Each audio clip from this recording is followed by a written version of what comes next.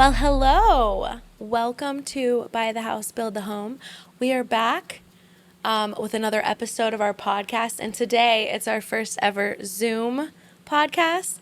We are technologically not challenged. Right? Would you agree? It took us a quick moment to get here. It was a little difficult this morning, but we're here, and it's amazing. And we're so excited. So excited. We have an incredible guest named Rachel Graham. She does all things with mold, EMF. Basically, she's here to make sure your home is safe for you to live in, that your body and your family can thrive. And that the air you're breathing is quality air. And Would I'm you just, oh yeah, go agree ahead. with that?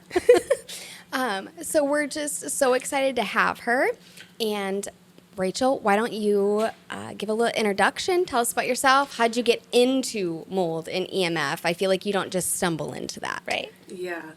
So my name's Rachel Graham. I'm with Household Wellness. I like to say I'm helping you heal your home and your body. So I started as a practitioner. I got certified as a nutritional therapy practitioner after our family was made sick from a home that we purchased. We purchased a home back in 2018. I moved in 2 days postpartum. You also don't know this. The day we closed, we found asbestos and had to remediate asbestos.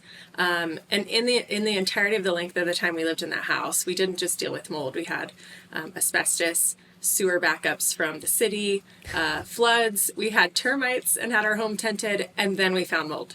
But what I didn't consider before being a homeowner was I was already sort of like a crunchy hippie maybe, and filtered my water, filtered my air, ate, non-toxic products, tried to buy organic produce as best I could, and then we still got sick. Yeah. And so it was really by happenstance that we found mold in our house. It was the midst of COVID. Everybody was kind of locked down. So we just threw ourselves into home projects.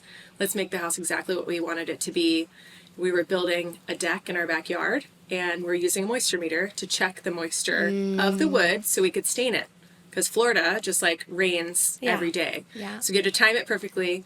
And the kids took the moisture meter, were running around the house and putting it on walls and seeing what it read. And they put it on this one wall in our kitchen, and it just goes beep, beep, beep, beep, beep. You're like, And we're like, what does that mean? And so I could see that wall, and it kind of felt weird, and there was staining on the floor that we had never noticed. And the back of that wall was our garage. So I walked in, shut the door. We had a folding table up against the wall, moved that, and the entire wall was black.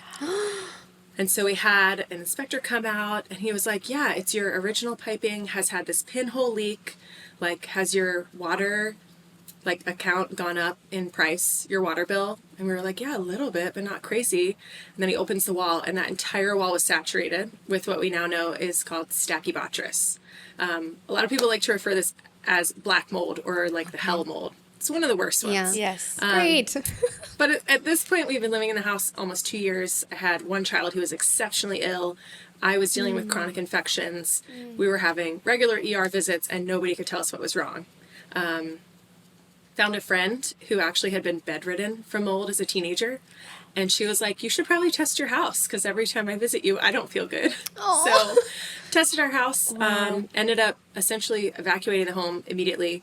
We went on a 2-week vacation that September, and within 3 days, this child who was most sick, almost all the symptoms calmed within 3 days.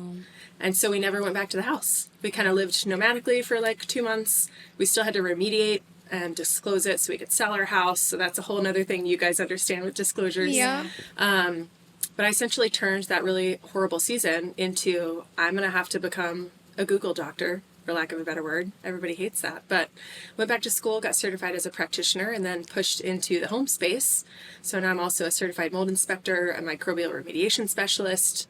All of that kind of falls under the umbrella of indoor environmental professional. So that is now my niche. Wow. So I love serving people and helping them heal their homes. I love that. And you actually have a lot of Dallas-Fort Worth clients, correct? I do, yeah. I tend to have the bulk of my clients are actually either West Coast, Texas, or the Southeast, which is helpful. I was born and raised in Atlanta. We're back in Atlanta now. So helpful to be close by and just have quality connections in that area to help clients. Yeah. Love that. Yeah. Well, I think we should probably just dive right in. Yeah, absolutely. As to like, what if somebody is thinking that they might have mold and or they are experiencing some symptoms? Like, how could we narrow that down for people of like, Yeah. that's probably not mold or your house, that might be something else, like an outside allergen, or like, Yeah. no, those symptoms are pretty clear. We need to start investigating.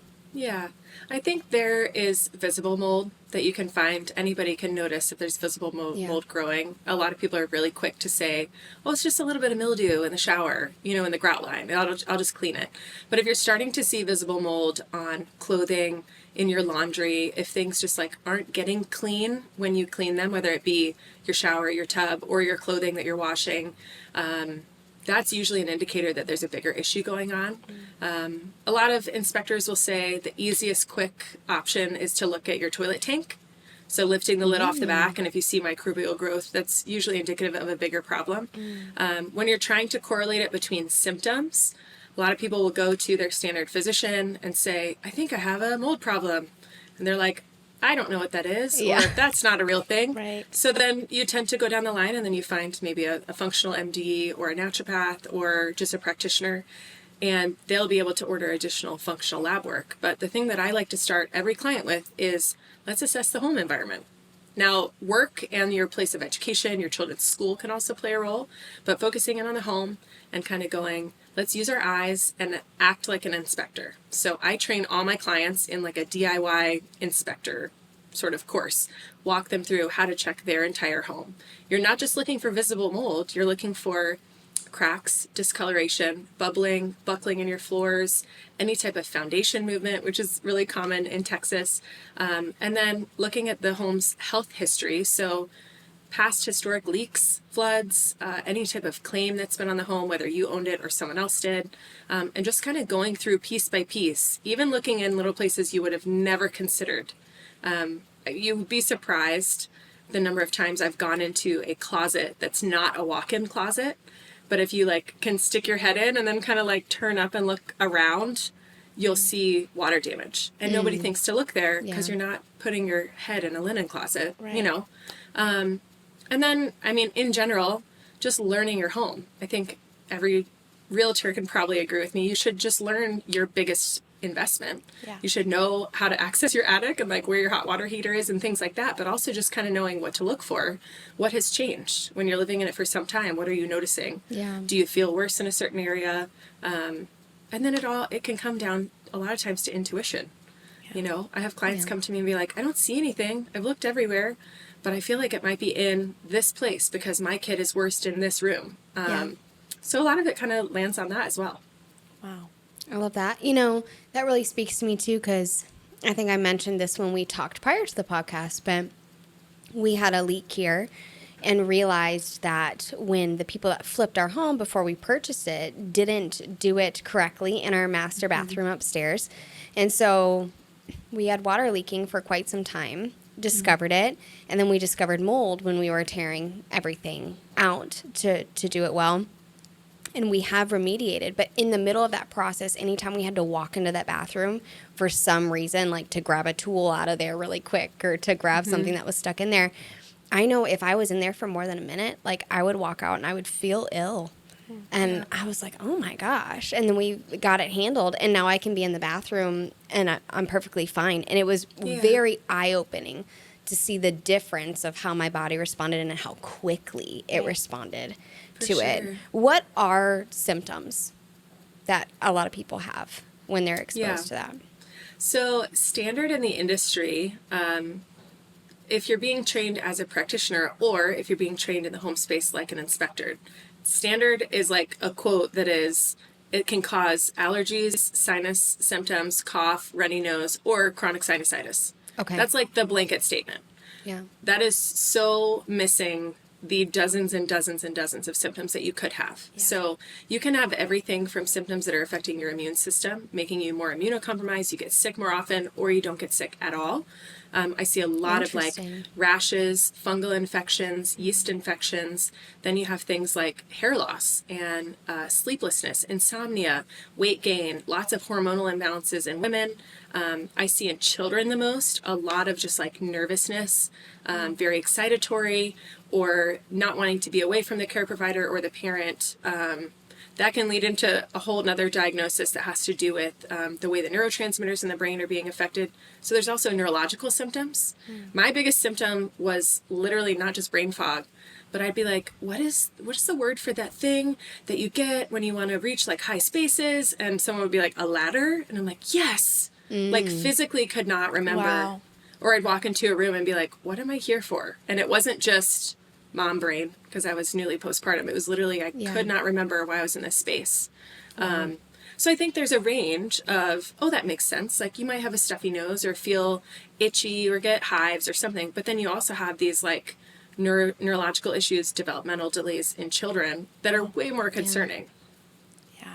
Wow. Mm-hmm. Yeah, mold is no joke, especially black mold and the types. I have a friend, they ended up getting out of there. They were in an apartment and they got out of their lease and they had a whole fight with the complex, but they detected mold and they paid for, they paid for these inspections and they were trying to get reimbursed and it was a whole thing. And the apartment complex finally like they lost the battle and ended up like writing them a check and they got out. But, they were displaced from their home. It's like you said, you were a nomad for a couple of weeks. Yeah. They were trying to find some place to live, staying with in-laws because it was physically affecting their children. Yeah. And I think, especially when you do have kids, you're like, okay, we're going to get out of here. So I think it's so important to, if you do think you're having that, I mean, and what you just said is a lot of symptoms that, it might be worth just getting it looked at no matter what. Just do, like you said, have an inspection or get with a professional that can teach you a DIY way to inspect your own home.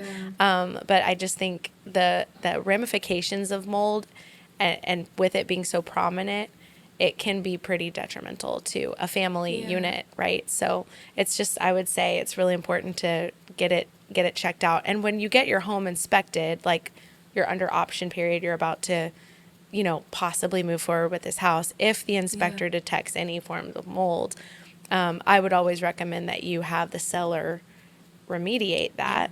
And it can be very costly. It can be very expensive. Do you have anything to say towards the remediation process? Do you know a lot about that, what that entails and how costly that is? Yeah, like we found mold. What do we do now? Yeah. So I'm now to the point where I am usually just going to say you should work with a mold consultant because I've navigated remediation myself. And what we learned in the process is we actually experienced what's called a failed remediation. So remediation was complete. We went back to the home, honestly, to like say goodbye. We went to take family photos and like say bye to the house. My kids are really emotional about it. And my one of my children reacted within an hour of being there. Wow. And so, but the report that is required by your state's reporting agency declared that it was mold safe or mold free. And that was just air sampling. So there's all of these nuances within remediation. The thing about your state in Texas that I really love and admire is you have a separate reporting agency that is just for inspectors. So inspectors in the state register with TLDR, and that means there's no conflict of interest with them and a remediation company. Yeah. So when an inspector comes in, they're checking for mold, they're giving you a report, maybe some sampling reports with their findings and tests that are taken, but then they give you a scope of work, and that scope of work is passed off to a remediation company.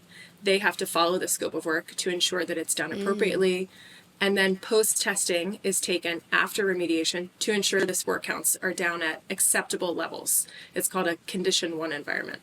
Most other states did not have the same reporting agency, and so there's loads of conflict of interest. Wow. So most people find out they have mold in their home or even suspect it, and they just Google, like, remediation companies near me or, like, mold help near me. Yeah. And they'll just pick a random company. And there's also a big nuance in how you're certified. So you may find a remediation company who has great Google reviews and Yelp reviews, but actually don't have a good track record and don't follow the appropriate containment methods, etc. When you start to pursue remediation, they're finding every single spot in the home. I don't like when companies come in and say, well, it's just in the bathroom. That's great, but let's look at the house as a whole and figure out, is there any potential for mold and moisture? How can we make it the healthiest home we can?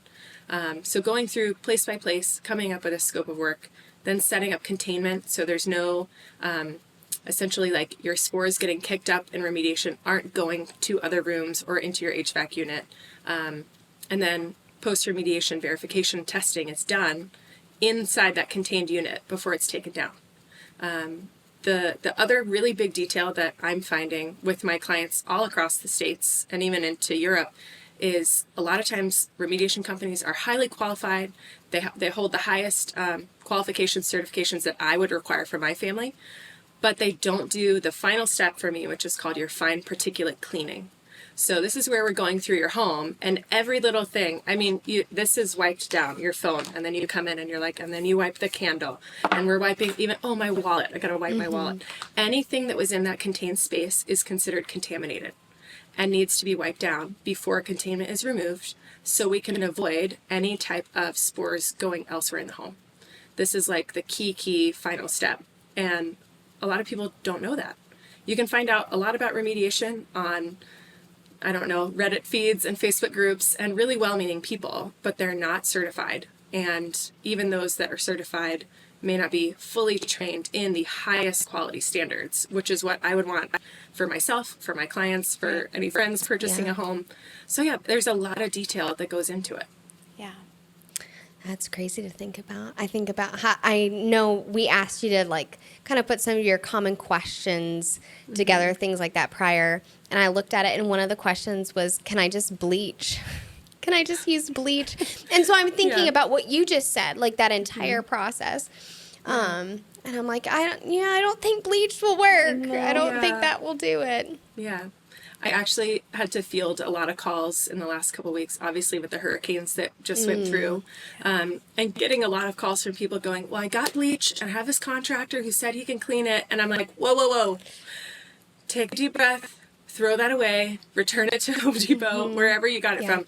Because people are purchasing bleach or these other mold and mildew cleaners in like a Home Depot or a Lowe's or whatever hardware store is near you and thinking, I'll just spray it on and it'll kill the mold and we'll be fine. But the thing with mold is the goal is removal. Yeah. You can't kill mold, and sometimes when you try to kill it with some type of a mold cleaner, you're actually causing the molds to produce mycotoxins.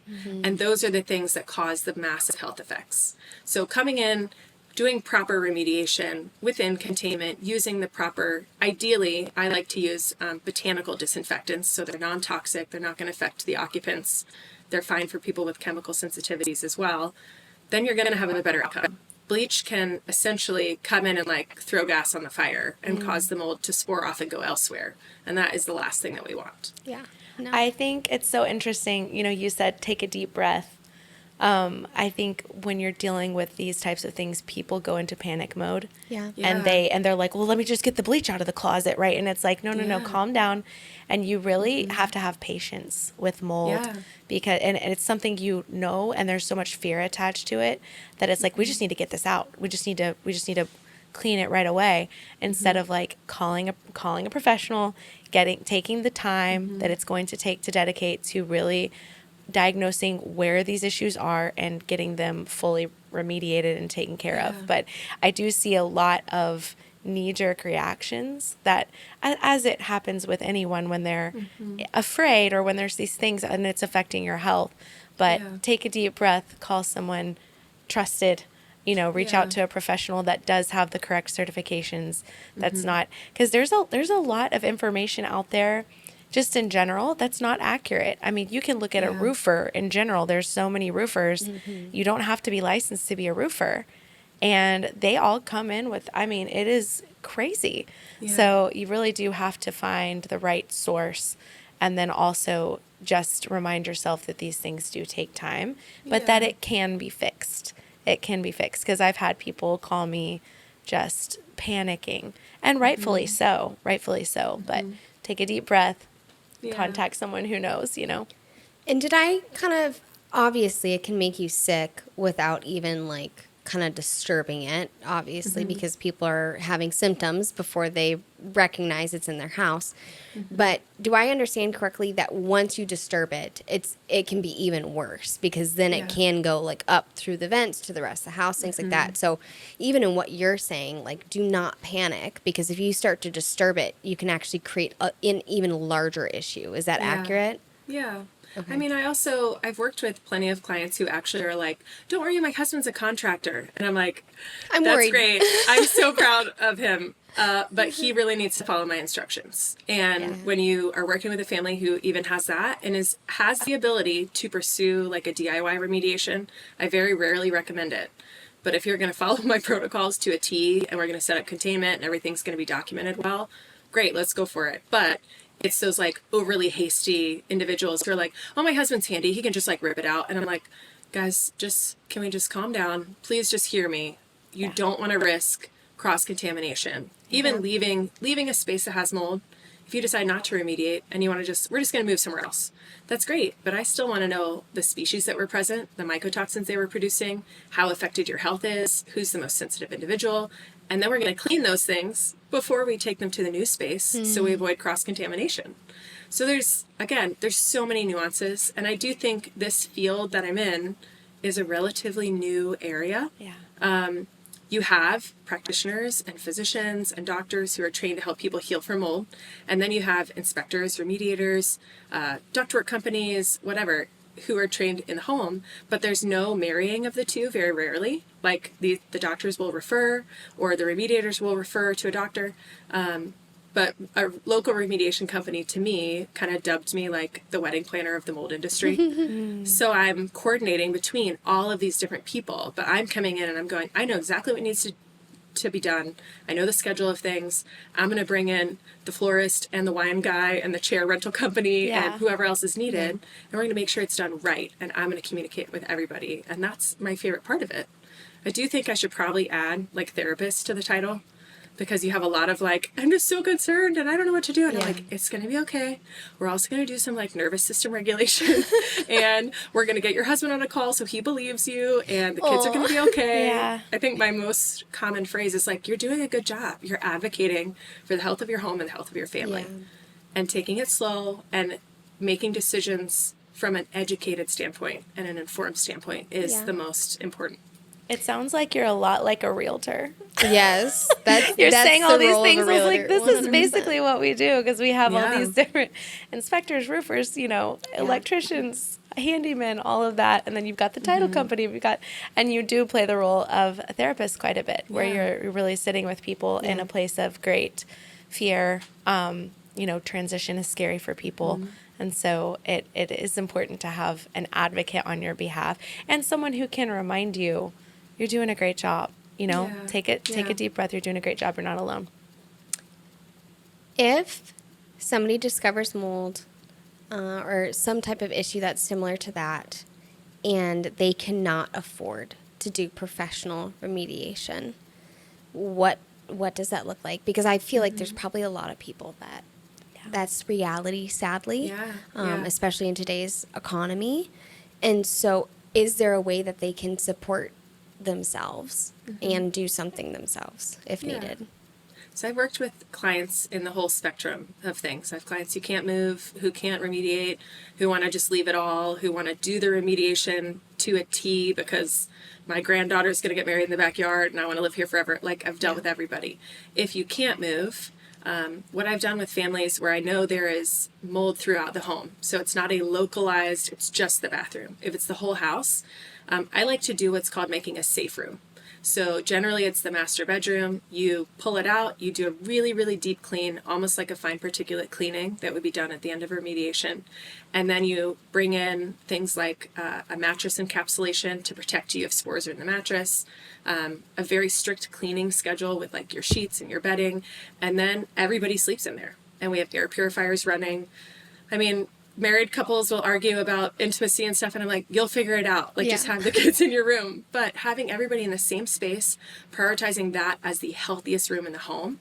And then if things like the HVAC are affected, it's really difficult, but not running your HVAC in certain seasons can be helpful. Then you have homes where it's localized and you're like, it's just this bathroom. I'm like, great, we're going to seal off the bathroom. We actually, when we left our moldy house, moved in with family back into my childhood home. And due to the age, you can assume there's some mold, but we felt fine and we were finally healing. And it was like our bodies just took a deep breath and felt safe again. And then this is one of those closets where it's not a walk-in, but I poked my head in and I looked up above the door frame and found a leak and found mold. And we couldn't remediate, and we knew it was coming from the attic, and it was going to require like new roof and removal of a truss in the attic, like just so detailed. So we just sealed off that bathroom. We sealed off all the extractor vent and the AC return vent, and kind of just made that its own secret walled off room that nobody accessed until we left the house. And we disclosed that, and it was totally fine. But I think it just depends on where you're at and what you're willing to do, and how intense you need to be with your proactiveness to make the home as healthy as you can while you're living there. The most practical thing is keep down on dust. So by doing things like just regularly cleaning, washing your bedding and your clothes more regularly, no shoes on in the house. I know we talked about this and you were like, I think we wear shoes in the house. I was like, look, I thought it was like an Asian culture thing, and now I'm like, it's everybody should do this thing. So just simple things like that to help keep the home as healthy as possible. And then as a practitioner, I can go down the line and be like, and switch out to non-toxic products and get rid of all your plastic and, you know, things like that. There's also other fail-safes like air filtration. I don't like to recommend that when someone's going to remediate, because we can potentially contaminate that unit during remediation and need to get rid of it. So waiting on that investment in those instances where people will remediate. But if you're not, investing in a high quality air purifier with a HEPA filter that goes down to the smallest micron and can filter mold and mycotoxins. Even bringing in products like there's a company called Microbalance Health that produces a candle called EC3. And they have studies that have proven that it will dissipate mold spores in the air. So it's not killing the mold, it dissipates them in the air, causes them to fall to the ground. And then if you vacuum, mop, whatever, you get them off the floor. I'm actually really excited to work on a brand partnership with a friend who's making what I want to call a sexy mold candle. Okay. So one that's actually attractive. I love Microbalance Health, but they come in these little aluminum tins and it's just their brand and it's kind of boring. So I like them, but I want a sexy mold candle. Yeah, I love that. You know? Yeah. That's so fun. I love the thought of like burning a candle too. I know. And achieving That's something other amazing. than just That's Yeah. amazing. It's your new realtor gift. Yeah. Yes. Oh, yes. Here's some mold and spore. Perfect, I actually honestly. love that. Yeah. That's so fun. That's so fun. Do you have any other questions around mold specifically? Not specifically. I guess we could break down the one that most people think all mold is black mold. And that's not correct, right? Yeah. So can you just break down a couple, like, what are the top 3 kinds of mold? Is there kinds that aren't as big of a deal as others? Because you hear that, it's like, oh yeah, it's not, but you mentioned mildew. So could you just break down the difference there? Yeah. So not all molds are going to produce mycotoxins. There are some main species that do produce mycotoxins. There was a physician by the name of Dr. Richie Shoemaker who actually developed a new type of sampling of those spores that breaks down the 5 most common species that produce mycotoxins that contribute to an inhabitant's health. Usually linking this to what's called chronic inflammatory response syndrome. Or sick building syndrome. So when you're looking at those 5, you're looking at things like Wallemia, Trichoderma, Chitomium, and then some Aspergillus and Penicillium species. This is, again, where the mold industry is very nuanced. If you have an inspector come out and do air sampling, you're not going to show all of those. They're predominantly going to test for things like Cladosporium, Aspergillus, Penicillium.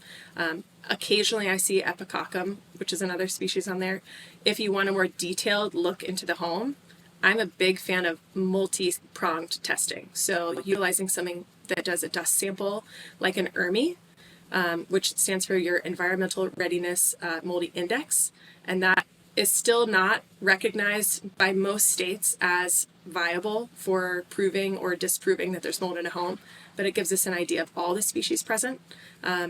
When I'm working with a client, I like to have an ERMI completed as well as air sampling, and then something like a tape sample or a spore trap sample, a swab, even a sample from within a wall cavity, so we can cross-reference all of those and see which of those produce mycotoxins, which are out of range per the industry standard and then per my standard, and then kind of give information based on that on how to proceed. Wow.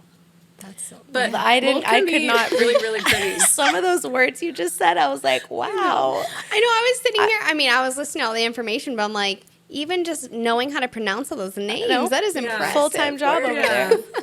The thing about mold, though, is if you look at it, mold was created to help decompose. So when you have mold out in a leaf pile in autumn, it's helping decompose those leaves. It's going into the soil. It's helping enrich the soil for your raised vegetable garden or whatever you have. But when it's brought inside and there's an imbalance, it's messing with the overall microbiome of the home. And so it's going to cause an imbalance in the overall home space, not just the space where the mold's growing. But when you find the mold, the not just black mold is actually really beautiful. It sounds crazy, but if you get into microbiology and start looking at like slides from petri dishes and stuff, it's stunning. It's like nearly artistic. But then you realize how detrimental it can be to your health. And so that's where it gets a little scary.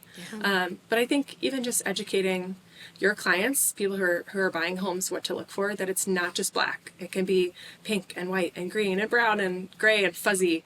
But yeah, just being aware that it's not just the black molds that are really detrimental to your health. Right.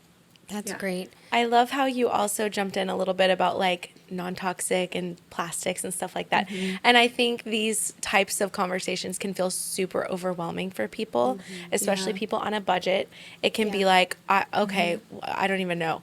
And I always tell people, start somewhere, even with organic food. You don't have to buy all of the things organic if you can't afford that, but like pick your top 3, like your meats, you know, if you're going to do milk, right? And so I just would say, like, even though this can feel like a very overwhelming and you throw out these words, these kind of scary words, starting somewhere and starting with what you can do. Like you said, after talking to your client and seeing what their comfort levels are of all staying in one room or whatever that looks like, but do what you can do. And also, something is better than nothing, right? Like taking a step is better than taking no steps. Well, and bringing up food, I mean, mold can be found in our food sources. So a lot of people who get chronically ill from mold end up having to remove certain foods from their diet that are known to be have traces of mold. So things like grain, wheat, gluten, corn, certain like peanut butter is notorious for mold growth. So even prioritizing, I'm always an advocate for quality whole foods, like not the standard American diet, almost no processed food if possible. But if you are really concerned about mold and how it's affecting you, pulling back on those things specifically can be really supportive in a season where you're investigating. Wow.